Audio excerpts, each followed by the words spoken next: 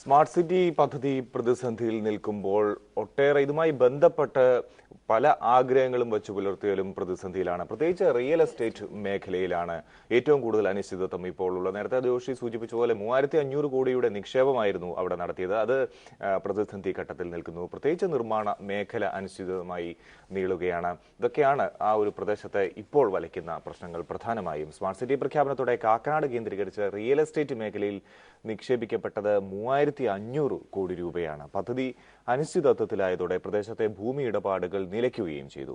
കോടികൾ മരവിച്ചതിനോടൊപ്പം നിർമ്മാണ മേഖലയിലെ തൊഴിലാളികളും പ്രതിസന്ധിയിലായി.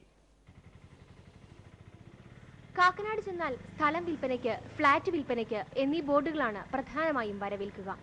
സ്വപ്ന പദ്ധതി മുന്നിൽ കണ്ട് 150ഓളം പാർപ്പിട നിർമ്മാതാക്കളാണ് കാക്കനാട് കേന്ദ്രീകരിച്ച് ഫ്ളാറ്റുകൾ കെട്ടിപ്പൊക്കിയത്. പണി പൂർത്തിയായതും നടന്നുകൊണ്ടിരിക്കുന്നതുമായി 18,000 അപ്പാർട്ട്മെന്റുകളാണ് പ്രദേശത്ത് ഉയരുന്നത്. ഇതിൽ 2000ഓളം വിൽപ്പനയ്ക്ക് തയ്യാറായവയാണ്. ആദ്യഘട്ടത്തിൽ ഏറെ ഫ്ളാറ്റുകൾ വിറ്റുപോയെങ്കിലും സ്മാർട്ട് സിറ്റിയെക്കുറിച്ചുള്ള അനിശ്ചിതത്വം തുടരുന്നതിനാൽ അന്തിമ തീരുമാനമെടുക്കാൻ ഉപഭോക്താക്കളും മടിക്കുകയാണ്. എപ്പോഴും ഒരു ഹൗസ് എപ്പോഴും ഒരു large investment, long time investment ആണ്.